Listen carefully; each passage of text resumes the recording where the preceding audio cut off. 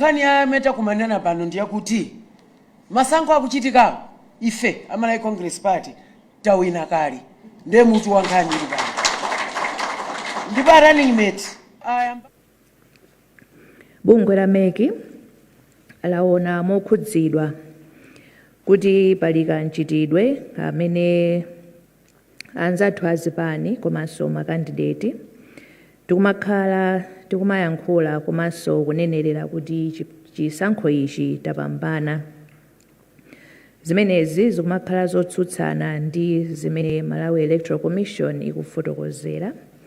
Ndithu siku kwachitika zinthu zingapo ndithu pamene MEC inali ndi press briefing kulongosola mtundu wa Malawi. So far madera analongosola za madera 4 amene wandi Chitipa, Rumphi, Mulanje komanso Mzuzu kumene ndithu achakwera kuphatikiza madera amene wawa ndithu achakwera apeza 56,630 votes pamene APM wapeza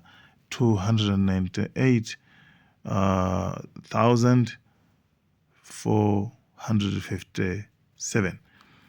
Ndeba lili pano still APM akutsogolabe komano zambiri zili mkatimo mwangati zomwe ayankhula Annabel Mtalimanja komanso atolankhani akufunsa mafunso malingana ndi kunjako chifukwa ma press briefing akuchitika osiyanasiyana. Komanso ndipo MEC adzudzula mchitidwe uja umati ifeyo tiwina. Nkhani tabwerera pano ndikuti ife tiwina. Zimenezo ndithu MEC anakuti ayi amene angalongosole zimenezo ndi MEC wokhanda amene angalengeze. Guys, thank you so much Malawi and cameras. Zikomo kwambiri Sangwani. Choyamba tipereke moni kwa onse komanso tinene kuti maulemu akhale m'malo mwake. Tithokoze nonse amene muli nyumba muno amene mwafika tsiku la lero komanso nonse amene mukuti tsatira kuchokera ku madera osiyanasiyana. Tithokozenso kuposaposa kuti munatidikira kufika nthawi ngati ino. Tikudziwa kuti ndi nthawi yotayikabe choncho komabe tikuthokozeni mwapadera. Tabweranso lero pa 21 September kuti tipitirize kufotokozerera mtundu wa Malawi kuti ntchito yathu yowunikira zotsatira zathu ikuyenda bwanji komanso kuti tifotokoze kuti katundu tikulandira bwanji kuno ku National Talent Center komanso tifotokozera zotsatira zingapo zimene takwanitsa kuwunikira mu tsiku la lero. Choyamba tifotokoze kuti pofika tsiku la lero nthawi imene imati 8 koloko madzulo pano ma constituency athu onse 229 akwanitsa kutumiza zotsatira kudzera pa makina. Komanso kuma konsolo konse ndiye kuti amalizira kuwunikira zotsatira ndipo akwanitsa zimenezi kuzimata pakhoma kapena pamalo owonekera kuti wina aliyense amene angakwanitse akhoza kupita ku konsolo ina iliyonse ndi kukaona kuti kodi zotsatira zathu pa konsolo imeneyo zatuluka motani. Tipemphe iwo amene ali ndi kuthekera kuti angathe kupita kukaona motero. Komanso tipitirize kupempha kuti chonde mukaona mungoona musazimatulepo kuti anzanu ena athenso kupeza mpata nawonso ndi kukaona nawo kuti zotsatira za konsolo imeneyi zayenda motani. Ku mbali ya katundu amene akufika kuno ku National Talent Center timafuna tifotokoze kuti ma konsolo 35 akwanitsa kubweretsa katundu wawo kuno ku National Talent Center ndipo tatsala ndi konsolo imodzi imene ili munjira kukwaniritsa ma konsolo athu onse 36. Tifotokozenso kuti malinga ndi ndondomeko za chisankho komanso malamulo tidakalandira madandaulo tingotsindika kuti njira yotumizira ndiyo kuti muchite kulemba osati kutumiza kaya ndi pa WhatsApp kaya ndi voice note kapena kukayika pa nsamba mchezo zikatero zikhala ngati kuti sitinalandire. Pa ntchito yathu yowunikira zotsatira mutilole kuti tsopano tiulutse zotsatira zimene tawunikira mu tsiku la lero ndipo tiyamba ndi ku Chitipa. Ku konsolo ya Chitipa anthu amene analembetsa kaundula wathu wa voti anali 86,980 ndipo amene anatuluka kukaponya voti anali 68,131 imene inali 78.3%. Mavoti osavomerezeka anali 1,173 imene inali 1.7%. Ndipo mavoti ovomerezeka anali 66,958 ndipo ayenda motere: Dr. Joyce Hilda Banda, People's Party, 4,743. Tokozani Banda Manyika, Independent, 535. Akwame Bandawe, Anyamata Atsikana Azimai, 667 votes. Dr. Lazarus Makathe Chakwera, Malawi Congress Party, 13,936 votes. Kamuzu Shiwambo, People's Transformation Party, 436 votes. Adil James Chilungo, Independent, 153 votes. Cosmas Felix Chipojola, Independent, 228 votes. Dr. Dalitso Kabambe, UTM, 9,035 votes. Atupele Austin Muluzi, United Democratic Front, 687 votes. Professor Arthur Peter Mutharika, Democratic Progressive Party, 35,827 votes.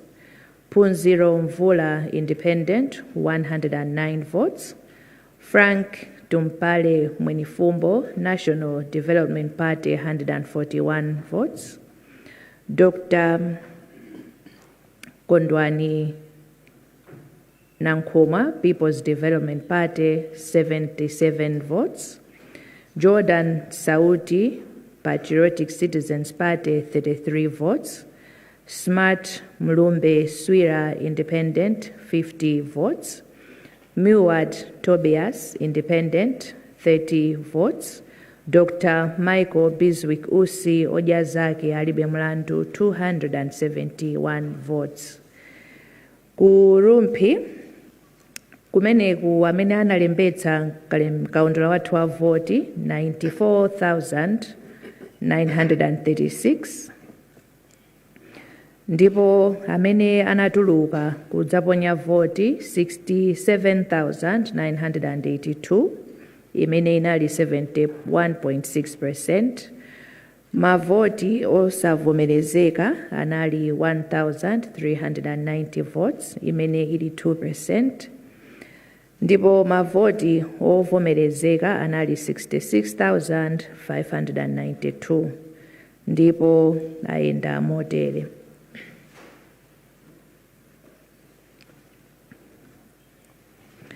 Dr.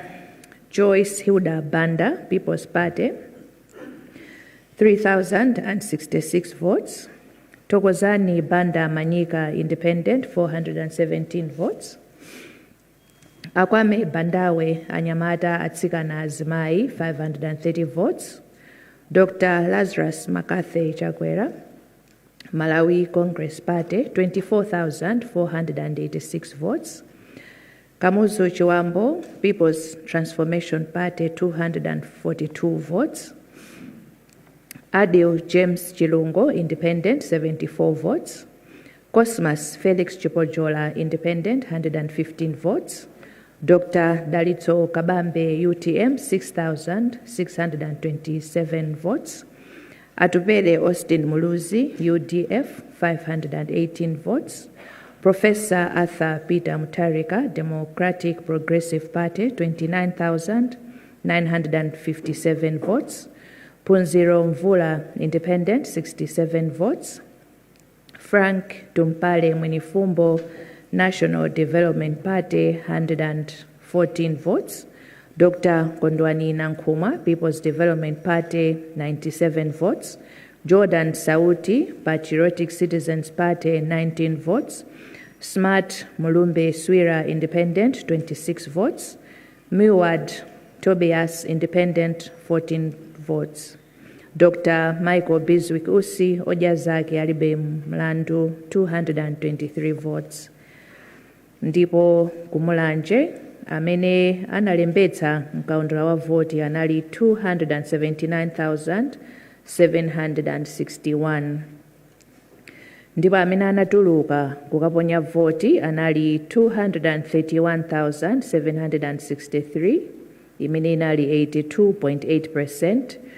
Mavoti osavomerezeka anali 5,251, imene inali 2.3%. Ndipo mavoti ovomerezeka anali 226,512. Ndipo amenewa ayenda motere. Dr. Joyce Hilda Banda, People's Party, 692 votes. Tokozani Banda Manyika, Independent, 334 votes. Akwame Bandawe Anyamata Atsikana Azimai, 343 votes. Dr. Lazarus McCarthy Chakwera, Malawi Congress Party, 3,195 votes. Kamuzu Chiwambo, People's Transformation Party, 239 votes. Adil James Chilungo, Independent, 190 votes. Cosmas Felix Chipojola, Independent, 229 votes. Dr. Dalitso Kabambe, UTM, 2,579 votes. Atupele Austin Muluzi, United Democratic Front, 2,923 votes. Professor Arthur Peter Mutharika, Democratic Progressive Party, 207,596 votes. Phunziro Mvula, Independent, 575 votes. Frank Tumpale Mwinifumbo, National Development Party, 238 votes. Dr. Kondwani Nankhumwa, People's Development Party, 6,777 votes. Jordan Sauti, Patriotic Citizens Party, 96 votes. Smart Mulumbe Swira, Independent, 81 votes. Miwad Tobias, Independent, 50 votes. Dr. Michael Biswick Usi, Ojazaki Alibe Mlandu, 375 votes. Zuzu Site, ku konsola imeneyi amene analembetsa mkaundula wa voti anali 76,629, ndipo amene anakaponya voti 76,000, I beg your pardon, amene anakaponya voti kumeneku 56,776, imene inali 74.1%. Mavoti osavomerezeka kumeneku anali 967, imene ili 1.7%. Ndipo mavoti ovomerezeka kumeneku anali 55,809. Excuse me, ndipo ayenda motere. Dr. Joyce Hilda Banda, People's Party, 1,078 votes. Tokozani Banda Manyika, Independent, 116 votes. Akwame Bandawe Anyamata Atsikana Azimai, 154 votes. Dr. Lazarus McCarthy Chakwera, Malawi Congress Party, 15,013 votes. Kamuzu Chiwambo, People's Transformation Party, 132 votes. Adil James Chilungo, 35 votes. Cosmas Felix Chipojola, Independent, 69 votes. Dr. Dalitso Kabambe, UTM, 12,782 votes. Atupele Austin Muluzi, UDF, 550 votes. Professor Arthur Peter Mutharika, Democratic Progressive Party, 25,077 votes. Phunziro Mvula, Independent, 42 votes. Frank Tumpale Mwenefumbo, National Development Party, 43 votes. Dr. Kondwani Nankumwa, People's Development Party, 53 votes. Jordan Sauti, Patriotic Citizens Party, 18 votes. Smart Mulumbe Swira, 41 votes. Miwad Tobias, Independent, 11 votes. Dr. Michael Bizwick Usi Ojazake Alibe Mlandu, 595 votes. Kuonjezera makonsola amenewa, Commission inawunikiranso zotsatira zochokera ku konsolo ya ku Machinga, ku Nkhotakota, Nkhata Bay, komanso Mangochi Municipality. Kumeneku tidakawunikirabe kuti tilongosole ziwiri zitatu ndipo tikamaliza tibweranso ndizotsatira. Kusonyeza kuti pofika tsiku la lero tawunikira makonsolo 13 out of 36. Pamene tikumaliza timafuna tipemphe kuti chonde anzathu makamaka makandideti komanso azipani tikamakamba tiyeni tizikamba nkhani zoona zokhazokha komanso we must be responsible in the statements that we are making. Bungwe la MEC laona mokhudzidwa kuti pali kanchitidwe amene anzathu azipani komanso makandideti tikumakhala tikumayankhula komanso kunenerera kuti chisankho ichi tapambana. Zimenezi zikumakhala zotsutsana ndi zimene Malawi Electoral Commission ikufotokozera. Takhala tikufotokozera ndipo tikhala tikufotokozera ndikukumbutserana kuti ndi Malawi Electoral Commission yokha imene ili ndi mphamvu pansi pa lamulo kulengeza zoona zenizeni za zotsatira za chisankho. Tikudziwa kuti Malawi aliyense ali ndi ufulu oyankhula, komanso tikudziwa kuti anzathu amene mmachita za ndale muli ndi ufulu oyankhula ndi amene amakutsatirani. Koma pamwamba pa ufulu umenewo palinso udindo umene muli nawo kuti kuyankhula kwanu kukhale koona, komanso muyankhule momangirira, komanso moposaposa kuti tonse tisamalire malamulo athu amene amayendetsa kapena malamulo amene timayendetsera za zisankho, makamaka pamene tikuyankhula pa nkhani za chisankho chathu chimene chapita. Malawi Electoral Commission simangoyankha nkhani yena iliyonse, koma tinaona kuti apapa tiyankhulepo chifukwa chokuti kupempha kwathu ndi kuti tonse tisunge bata ndi mtendere pamene tikudikirira kumalizitsa ntchito yonse yowulutsa zotsatira za chisankho. Ndiye tikamayankhula nkhani zokuti zikhoza kutibweretsera mpungwepungwe ndiye kuti pamenepo zikhala kuti sitinaziyendetse zinthu bwino. Choncho tikupitiriza kupempha Malawi aliyense komanso makamaka anzathu azipani komanso inu makandideti amene munachita nawo chisankho ichi kuti mukamayankhula muyankhule zoona zokhazokha, komanso muyembekezere kuti Malawi Electoral Commission iwulutse kuti zotsatira zathu ndi zotani. Tipitirize kutsimikizira mtundu wa Malawi kuti ifeyo tipitiriza ndithu kugwira ntchito yowunikira zotsatira zathu ndi kumaulutsa kuti aliyense athe kudziwa kuti chisankho chathu chayenda bwanji. Tipemphe kuti tonse tisunge bata ndi mtendere pamene tikudikirira. Ifeyo ntchito yathu ndiyo kuti tiwunikire zonse zimene talandira kuti tionetsetse kuti ma results athu ali accurate, ndipo potero we need to verify, reconcile and to validate. Choncho tipitirira ndithu kupempha kuti tonse tiyeni tisunge bata ndi mtendere. Ndikuthokozeninso m'malo mwa bungwe la Malawi Electoral Commission chifukwa chakumvetsera kwanu komanso kupezeka kwanu madzulo pano. Ambuye akudalitseni nonse zikomo.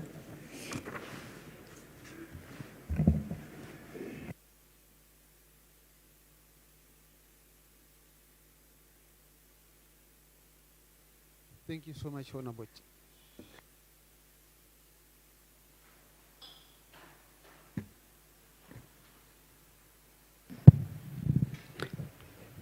Thank you so much, Honorable Chairperson. As has always been the case, you allow us to invite the media in case they got some questions. So colleagues from the media, this is your time.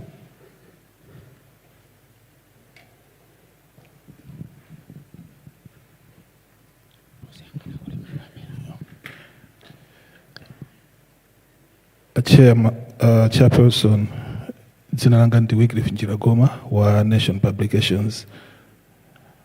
Dzulo munadzafotokozera kuti munachita quarantine chizungu chake mmatero zotsatira za ku council ya kuntcheu. Sindikudziwa kuti status ya ntcheu ndiyotani. And apapa mwatchulanso zokuti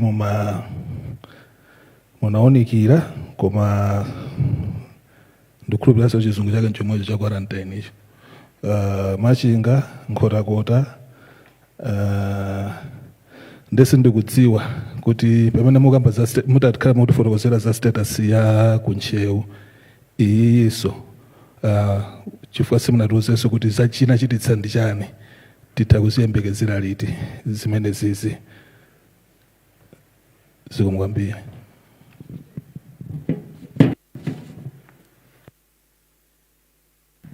Ndingopitiriza pamene walekezera wa Nation. Ine ndi Smart Chaliga kuchokera ku MBC. Amene mwachita quarantine iwa kapena malizatsa amene mwayimitsa kaye kuti aonekedwenso. Ndimafuna kudziwa kuti mwina mwachitapo kafukufuku tsopano nkudziwa kuti amene amachita mafiga amene akuti azisiyana ndi pene zinthu zikuyenera kukhalira ndi ndani. Nanga kodi malamulo amati chani anthu kapena amene akukhudzidwa ndi nkhani ngati imeneyi. Pa ntcheu pomwepo tinaonako maboma ena ngati Phalombe, Kasungu, Chikwawa kumeneko anatha kubweza kuti tikaonekerenso kuchokera ku matale centers yo kuti asanafike kuno. Zidalephera bwanji kuboma limene la ntcheu kuti pakana zizafike kuno. Tinene kuti ogwira ntchito anu kumeneko alephera ntchito yawo. Zomwe kwambiri.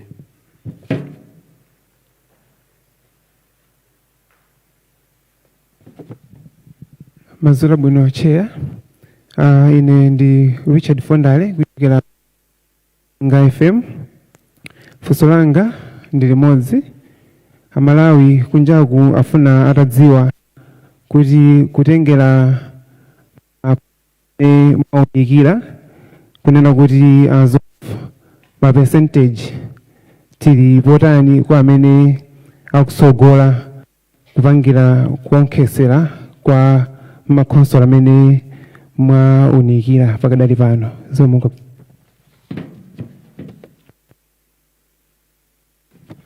dzina langa ne Johans Mumba, TV Radio Komaso Television. Funso limodzi chairperson, nkhani yokhudza kupanga kondemu kuti zipani kumanena kuti tapambana kale makhamu kulankhula koma sizikusiya zikuchitikabe. Palibe chimene commission ingachite pofuna kuti completed samonetso zipani zoti mabwera poyera nkumena kuti tapambana pamene commission imene ili ndi mandate imeneyo ayisanatero. Zikomo kwambiri.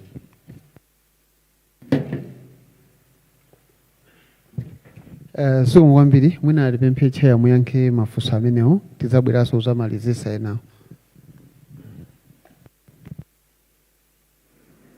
Zikomo kwambiri. Ndithokoze nyumba yonse. Ndiphatikize funso limene lachoka kwa Njira Goma komanso Chalira. Choyambirira tinafotokozera kuti zotsatira za kuntcheu tayimitsira kaye ndipo tikamalizitsa tibwera kuzafotokozera kwa mtundu wa Malawi ndipo tibwerezenso kuyankha komweko kuti tikamalizitsa tibwera kudzafotokozera mtundu wa Malawi. Ndipo tikumbukire kuti ntchito yonseyi tikugwira within the framework imene inakhazikitsidwa ya masiku 8, kusonyeza kuti sikuti tipitirira pamenepo. Zimene tinayimitsa zakuntchewu komanso zimene tafotokozera lero kuti tinawunikira koma zotsatira zake sitinalengeze lero, ndiye kuti zimenezi tikamaliza ntchito imene tikugwirapoyo ndiye kuti tifotokozerera ndithu mtundu wa Malawi.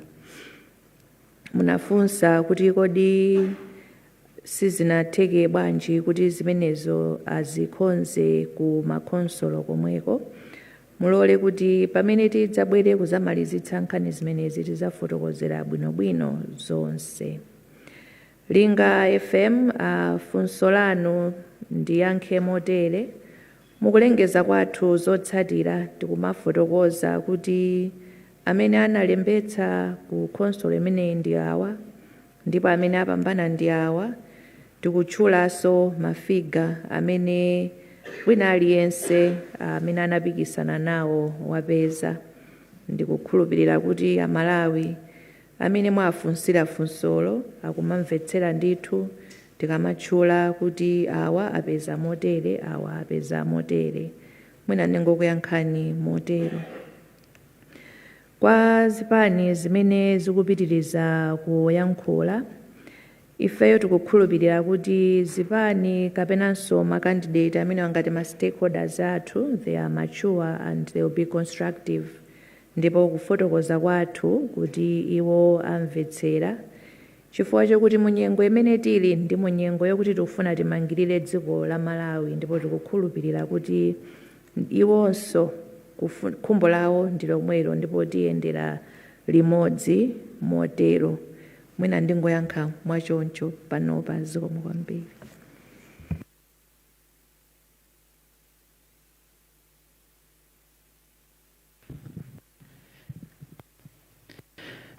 Madzulo abwino chair, funso langa ndi limodzi. Zikuoneka ngati mavoto okanidwa kapena ma-null vote achuluka kwambiri zisankho za chaka chino. Tidziti mwina sikunagwiridwe ntchito yabwino kwambiri yowaphunzitsa anthu pa nkhani yakavotedwe, kapenanso mwina nkutheka kuti mwina anthu akusewerasewera pa ma-null vote amene kuti achuluke chonche. Dzina langa ndine Anthony Manda from Transworld Radio.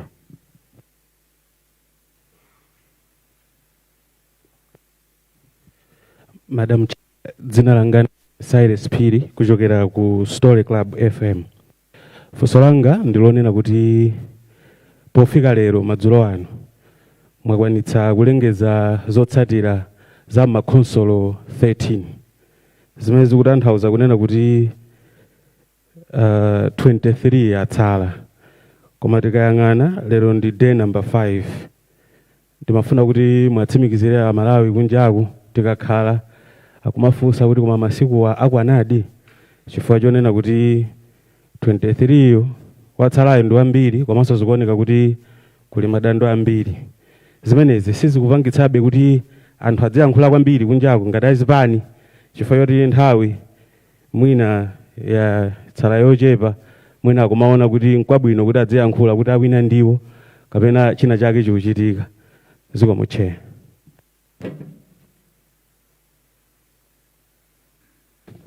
Zikomo kwambiri. Ine ndi John Poka yuni kuchokera ku Zodiac. Chair, ndimafuna nditamvetsetsa pa nkhani imene mukupempha andale kuti apewe mina kuzichita declare paokha kupambana chisankho. Mwakhala mukufotokoza kumbali yanu kuti akakhala ndi madandaulo azichita follow the right channels kubweretsa madandaulo ku MEC. Mwina inunso ngati a MEC pambali powapempha kudzera misonkhano ya atolankhani ngati iyi, mukugwiritsanso mwina ntchito njira zanji kuti muwafikire ndi uthenga umenewo? Ndikukhulupirira kuti muli ndi njira mumadziwa anthu amenewa mmayankhula nawo. Funso lachiwiri, achipani cha MCP makamaka running mate ya ku MCP ya Vitumbiko Mumba akuchita allege kuti chipani cha DPP chimafuna kubera mavoti ndipo awagwira. Ndimafuna nditamvetsetsa ngati mwalandirako dandaulo kuchokera kwa Vitumbiko Mumba kapena chipani cha MCP zokhudza nkhani imene yofuna kubera mavoti. Funso lina lipita kwa achitetezo, titengerepo mwayi kuti alipo mpano. Avitumbiko Mumba omwewo akuchita allege kuti anthu ena amawatsatira amene akukayikira kuti mwina ndi achifwamba amafuna kuwachita chiwembu kwa agenda, ndipo akunena kuti anthu amenewa amangidwa.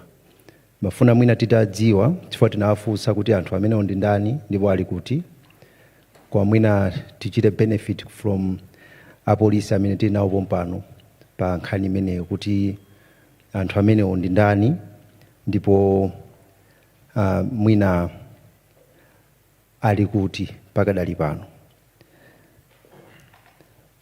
Nkhani ina imene ndimafuna mwina titamvetsetsanso kuchokera ku bungwe la MEC, pali mawu amene akubwera pafupipafupi kunena kuti ma results achisankho cha president akuyenera kulengezedwa within 8 days from the polling day. Kwa pano payamba kubweranso nkhani ina kuti pali ka allowance ka 72 hours kamene MEC itha kugwiritsa ntchito kuti mwina iwonjezere. At what point do you activate 72 hours imeneyi kuti mwina ndikuwonjezera kupitiriza ndi results management? Zikomo kwambiri Chair.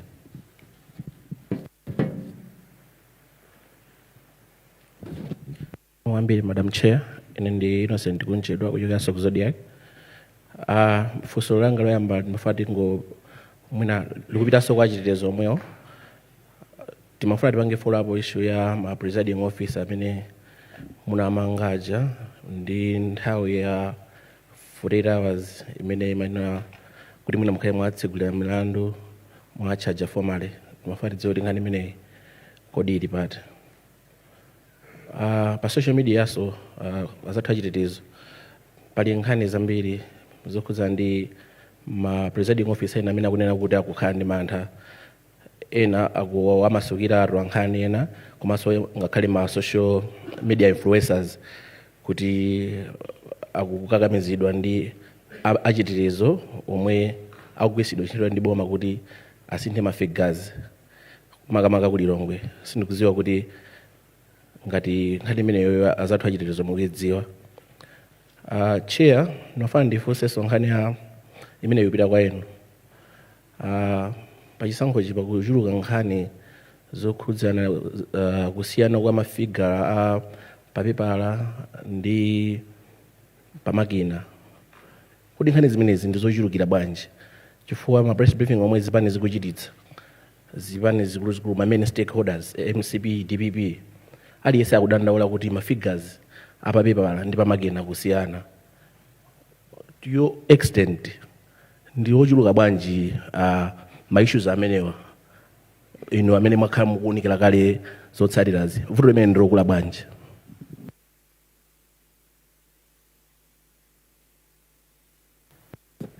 My name is Peter Jagwa from BBC. You have repeatedly been saying during these updates that results are being posted in centers where polling took place, and you encourage people to go and see for themselves. They are allowed to take pictures. I wanted to know whether it would also be an idea, because MEC will have taken pictures of all these results. Would it not be an idea for MEC to publish the same on their website, Facebook page, and other social media spaces that are official MEC social media spaces? Secondly, obviously as a media, we are being bombarded by various stakeholders addressing us, letting us know where they stand on these elections. One of the criticisms that has gone to your commission is with regard to how you have perhaps not done well in the area of taking care of your staff, while Malawi, the country, is taking very good care of you, providing you with everything you need in order to manage these elections. the allegation is that your staff are perhaps have not been taken care of very well. Where they were working under harsh conditions. Those are some of the words that have been used.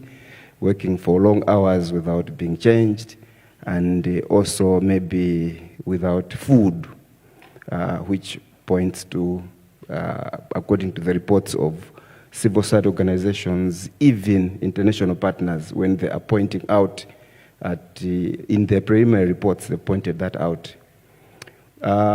Finally, I wanted to find out whether it bothers you that political parties appear not to have invested in monitoring of these elections.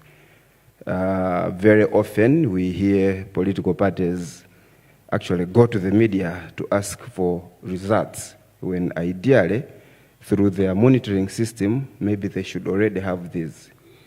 We also are hearing political parties complain about the competence of their own monitors, which maybe points to the lack of investment on their part to ensure that they have monitors who are doing the required job and doing it well. Does it bother you that political parties do not appear to have invested in having good monitors? As we can actually also see that some of the signed forms do not have monitors from several candidates. It's only 2 political parties that appear to have monitors at every stage, where many other candidates do not have. Thank you.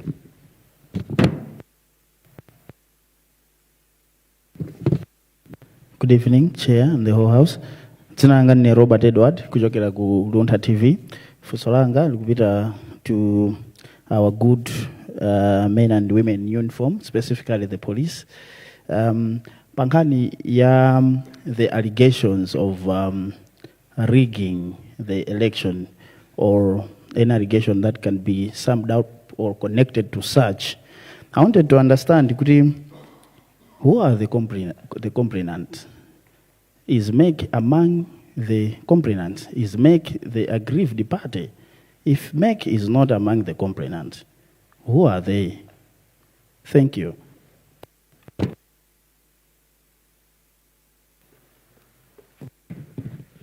Sumu wambiri Chair, tibi mpudi muyankhe mafunso amenewo kenako muzapereka mawu otsekera.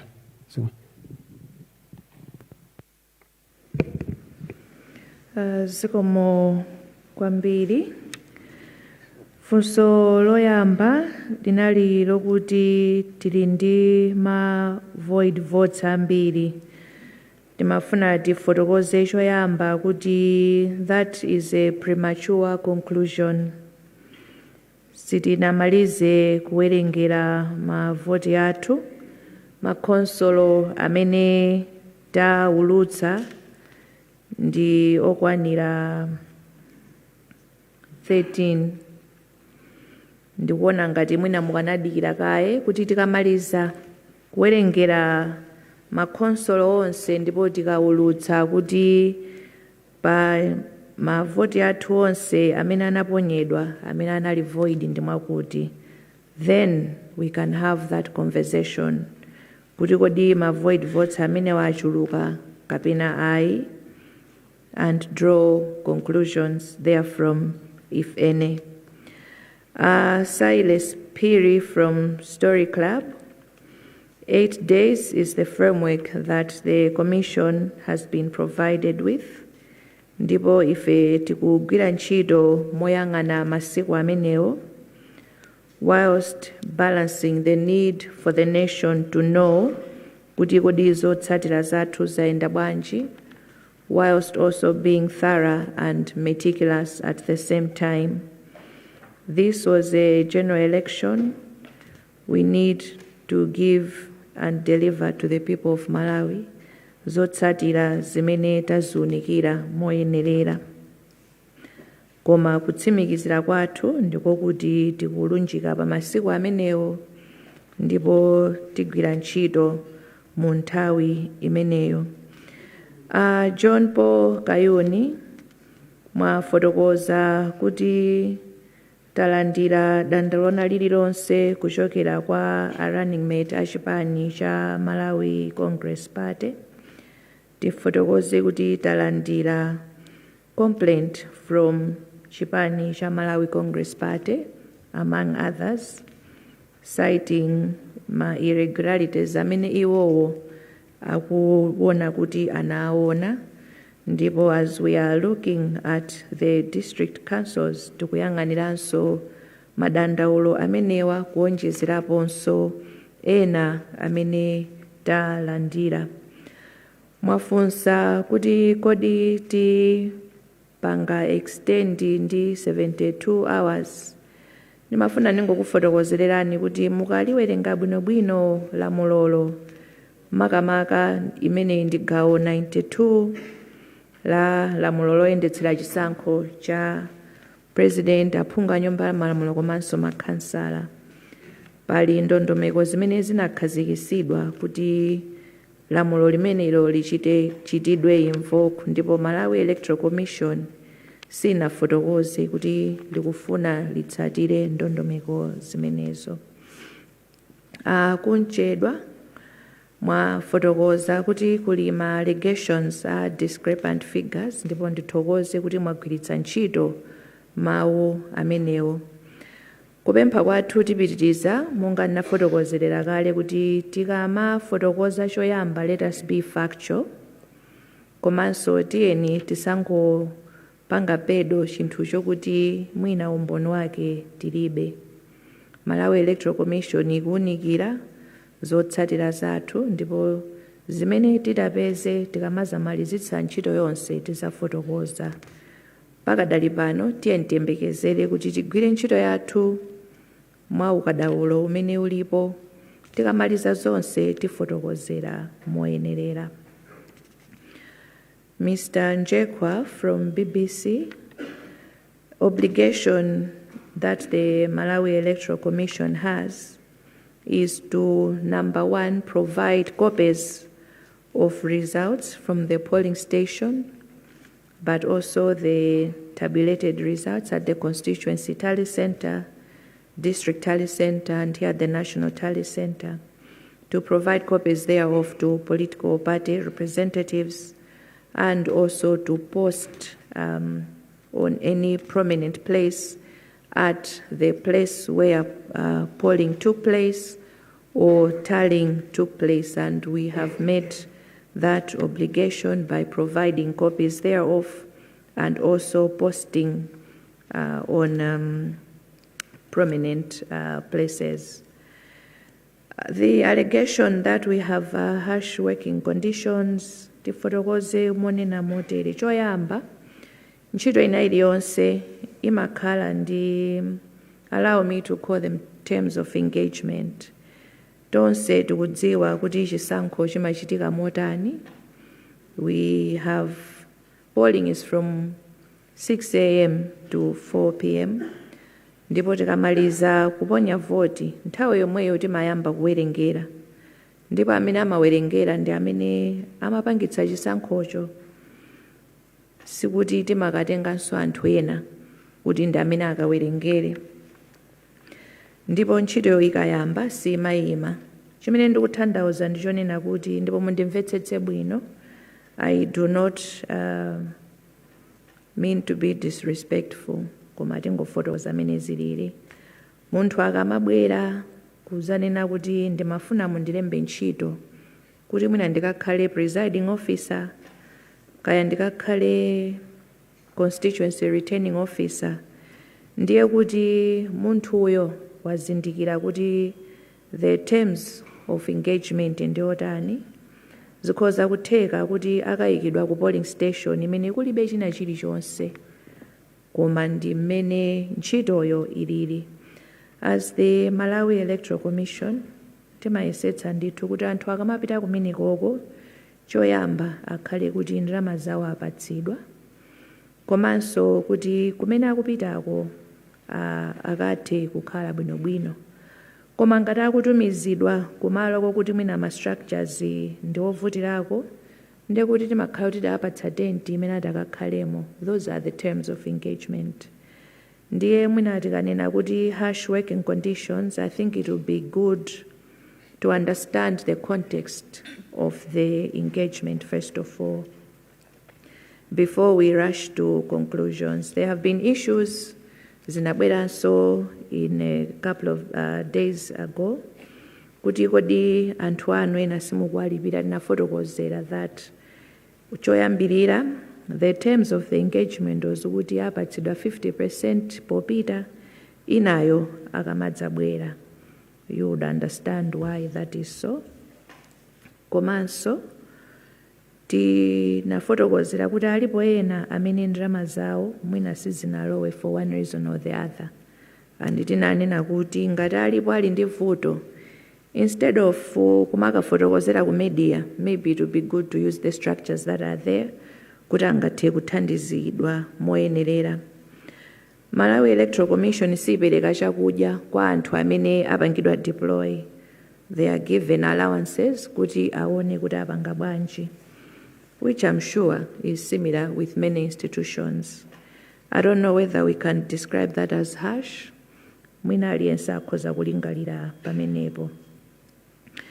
You have also put a question kuti kodi MEC ikuganiza bwanji about the I'll paraphrase you, the failure of political parties to invest in monitors. Mulole kuti pamenepo ife tisaikepo mawu chifukwa chokuti simbali yathu.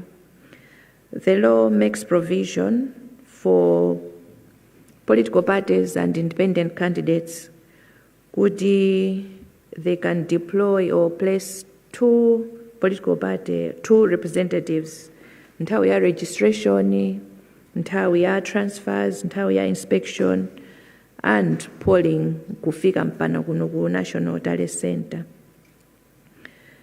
Izi sizokakamizidwa. It is up to kandi chipani kandi candidate to deploy monga iwo mene akufunira.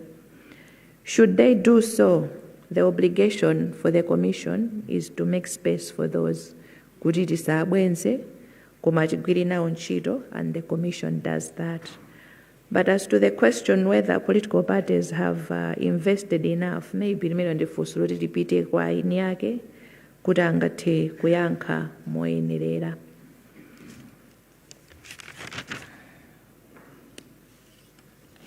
Thank you funso lina limapita ku Malawi Police Service. Zikomo kwambiri Madam IG.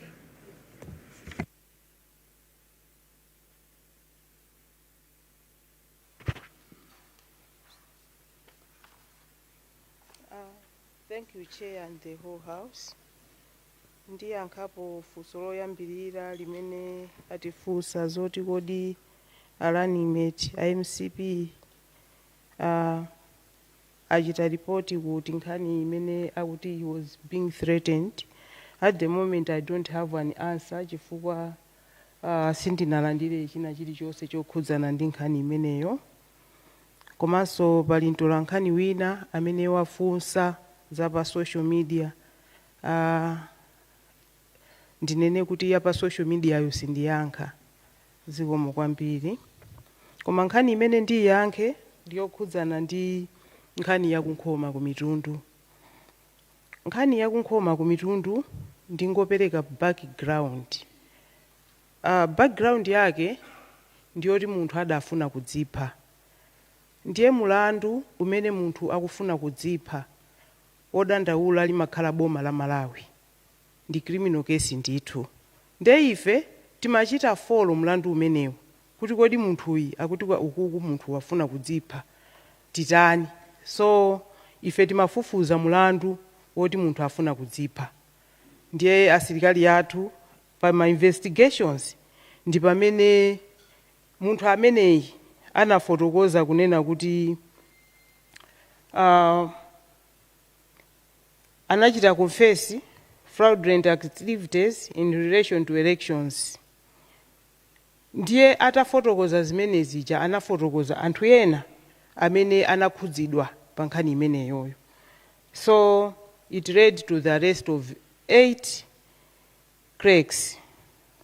After being interviewed, they were cautioned on fraudulently amending documents in relation to elections, and they have been released on bail at the moment. Ifeyo tikadapitiriza kufufuza, tikufufuza milandu yonse iwiri. Ndanena kale the original mlandu ndi wofuna kudziphawo. Unabwerapo chifukwa chomufunsa munthu amene amafuna kudzipha uja. So tikupitirizabe kufufuza mpakana titamaliza nkhani zimenezi. So progress ya mlandu umenewo ndi imeneyoyo. Komanso ndimangofuna ndipezerepo mwayi kunena kuti pamudzi pano mumakhala ndi PRO the whole day. Amagona pompano, amagwira ntchito pano kuchokera mmawa mpaka na madzulo. Pakakhala kuti mwina ti independent issue a press imene tikufuna apereke progress, tidzimufunsa atha kutipatsa progress pompo. Kusiyana ndi kuti tidikire session imene chair akufuna atiuze progress za mmene zisankho zikuyendera. Timayichita prolong kwambiri ujeniyo session iyo chifukwa choti tili ndi ma issues ena amene tikanatha kuafunsa outside this session, and you would have been assisted accordingly. Thank you very much.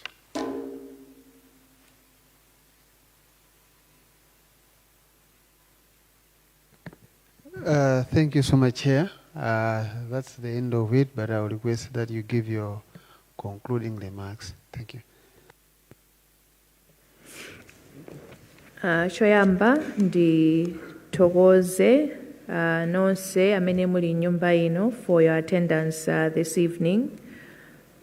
Komanso tipitirize kuthokoza mtundu wa Malawi chifukwa chosunga bata ndi mtendere. Ifeyo tipitiriza kugwira ntchito mochilimika komanso kufotokozera mtundu wa Malawi mmene zotsatira zathu zikuyendera. Ambuye akudalitseni nonse, usiku wabwino. Malawi tikulandireniso chikhawo chino chotsiriza cha usiku wa lero. Nanenera tinali ndi msonkhano wa olemba nkhani mmene anayitanitsa Malawi Electoral Commission, Justice Mtalimanja amapitiriza kufotokozera mmene aunikirira ndi kutsimikizira zisankho zochokera m'makhonsolo osiyanasiyana. Mmene tinalili pamene tisanalowe mkati muja pali Selina Kainja apa. Selina, watola zotani? Muchipinda mu mayi Annabel Mtalimanja atifotokozerapo lero chachikulu alengezako zotsatira zochokera ku maboma anayi. Ndiye kuti tikaphatikiza adzana lija dzulo ndi lero akukwana maboma 13 amene zotsatira zake MEC atsindikiza muchizungu official results. Ndithu 13 mu masiku atatu. Yes. Panadzafunsidwa sofunso lonkera kumeneko kuti kwatsala 23. Ndiye 23 yonso watsanwa sikuti ngati atatu. Ukuziona zikutheka ngakhala napereka chilimbikitso mayi Mtalimanja. Chilimbikitso ndi atipatsa komanso paliso kukayikira kukubwera kufa chonena kuti ngati masiku awawa atipatsa zotsatira zokwana maboma 13 komanso kwatsala 23 suti amene atsalawo ndi abwinobwino. Alipo angapo amene atiuza kuti chizungu chake akumati quarantine. Awachita quarantine kuti awaunikire kutanthauza zoti amenewo awasunga kaye pambali kuti awayang'anire. Ndiye ndikuona ngati ndi nthawi imene ilili pachakwenera alengeze within 8 days. Panopa tikunena kuti tsiku la lero ndachi 5 koma ndiye kuti amayenera kuti podzafika lachitatu akhale kuti zotsatira tazidziwa. Ndiye kuti akaunikira madandaulo amene abwera komanso zimene zabwera mukuchokera madera enawo zimene akuti azipanga quarantine. Mwina titha kufika Monday kapena Tuesday koma tikuyenda pang'ono nditero. Amatiti apatse benefit of doubt. Yes. Kuti mwina zikhoza kutheka. Pa nkhani ya madandaulo anadza ndinamva mwaineyo ananena zokuti alandira za MCP zija koma anadzanenamo kuti zimene malingana ndiwo aona kuti zinali zolakwika. Unapamva bwanji pamene? Ndikuona ngati kuti chimene anatsimikiza kuti inde talandira chifafunso linafunsidwa kuti mamawa Vitumbiko Mumba amanena kuti apereka dandaulo ndi atsimikiza kuti dandaulo alilandiradi kulichoka ku chipani ngati Malawi Congress Party osati Mumba. kuchokera ku chipani tingerekeze kuti amumba amayankhulira chipani ndipo dandaulo lalikulu limene likuchokera kumene koko ndionena kuti amumba wakunena kuti kuli ma irregularities koma amayi Mtalimanja ndinoti alandira ndipo akuunika zimene madandaulo amene achoka ku Malawi Congress Party ndithu chabwino mwina some other take home messages chimene tinganene kuti amalawi adziwe kuchokera ku msonkhano umene tisanapite kukamvetsera zimene mayi Mtalimanja atibweretsera tinakamba nkhani yonena kuti ku Blantyre ndiye kwavuta zisangalalo kwavuta zisangalalo khala ngati madera angapo ena kumveka kuti ayi anthu akulunjika kunyambadwe ndimene amakhala apita Mthalika ena khala ngati akulowera kusanjika koma general ndoti ku Blantyre anthu akusangalala kuti DPP yawina ndipo anthu omwe kumva mwawomo akuti anamva kuti pa wireless ina yake yakunja kuti alengeza apita Mthalika apambana mayi Mtalimanja anena kuti nthawi zonse samachita nawo comment zoterozo koma lero anaziona kuti zankera zikuchulukira ndipo ananena kunena kuti azipani asamalitse ndipo akhale pansi ndi anthu awo awauze iwowo khameki ndamene amalengeza amene wapambana kaya kuli malizatsi ena amene apeza mmene tinanenera muja kuti ma districts mjamlali ma monitors zawo kutheka awapatsa azipaniwa zolengeza zawo ali nazo koma na kulengeza konena kuti anthu tifike pa chisangalalo alengeze ndiwowo komanso tili mkati momuja chinaso chimene chachitika mwina tauze kumvera athu mchonena kuti mtsogoleri wa chipani cha UTM Adalitso Kabambe pereka mafuno abwino pachizungu timati congratulations kwa president wa DPP apita Mthalika pa kupambana chisankho malingana akabambe mkuona mwawo ndinganenso kuti mwina by extension chipani cha UTM akuona kuti apita Mthalika apambana ndipo akuafunira zabwino komanso taonanso kuti akulangizaso anthu kuti koma apitirize bata ndipo aonesese kuti cholinga cha anthu ngoyankhula mwa Kabambe statement imene atulutsa akunena kuti kupambana kwa Muthalika kumene tikumanena in courts kupambanako ndi cholinga chimene amalawi akufuna. Reading the statement, what is the message behind this message? I think the key message is indirectly he's conceding defeat. Yes. Because if he's congratulating Peter Mthalika, he was also a candidate. You would expect him to either say, I don't agree with the results, or I'll still wait, or he'll keep quiet until the last day of the announcement. But at this point, if UTM leader is congratulating APM, he's also indirectly saying, I'm conceding defeat. Nde ochitatu concede achulukirapo. Achulukirapo. Tsopano nde kuti nda Kabambe ndi Amai Joyce Banda ndi ena a independent kwatsala makandidate ena basi pa namba ya 17 ija amene sananene wo kuti ifeyo komabe mene tikuonera zinthu zimene zikuyendera ndi mafigures amene mamonita zathu atipatsa tikuona ngati zativuta alipo ambiri. And apart from Aptupele Muruzi who says alindi nkhawaso alini nkhawa pali enaso palibe amene akhala ngati ali mbali ya Congress. Palibe amene anena zankhawa chifukwa la UTM chikhalire mmene tabwerera pano tikuthasa bata sananenepo zankhawa kuti kaya ngati mene akupangira Malawi Congress Party koma tinenenso kuti achipani cha DPP angakhale akusangalala kuti tikukhala ngati tapambana nawonso akumatchula kuti pena ndi pena mwina munali zolakwika koma sakutchula mokuwa kwambiri mmene akupangira mwina ngati Malawi Congress Party.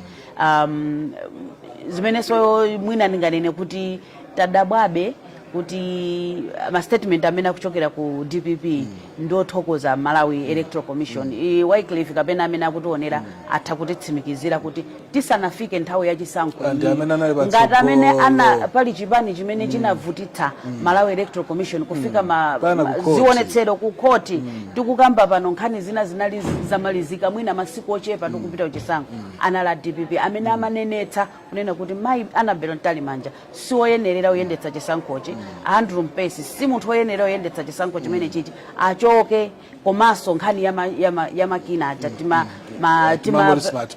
timangoti smartmatic ndithu amene ajana akanitsitsa koma taona kuti mmene chisankho chapangikira kuchokera lachiwiri kufika tsiku la lero sakukamba kuti mwina makina amene ajangola kwika chimene chikupereke babe kuti mwina ifoti zokhala ngati mene tikuyendera chifati bwerezenso kunena kuti ngati mene awerengera maboma 13 amene akuoneka kuti akutsogolabe ndi apita Mthalika ndi mwina ifacha nkhani imeneyo ayamba kufewabe kuti mekija mwina timayikayikira iji ikuchita ntchito yabwino amene ali airifali amene asayimbire abe kugona zokuti yayi akuimbira bwino umayamba kusintha thabwa uneno kuti ayi ayikhanga ndi refari ujangwa bwino ndithu ndi mmene tachitira kuno ku Bingu International Convention Center mmene tumela za National Talent Center yachisankho cha 2025 sonkhano wa olemba nkhani umene anachititsa Malawi Electoral Commission Justice Annabel Mtalimanja ndi mmene wayendera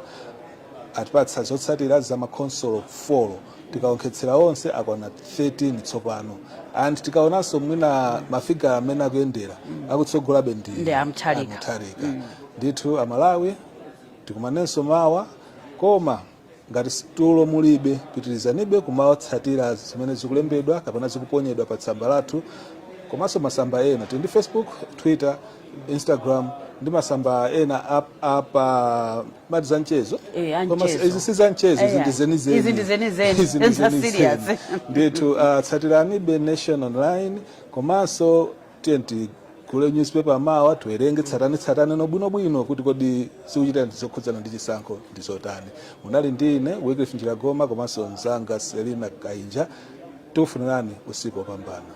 Good night.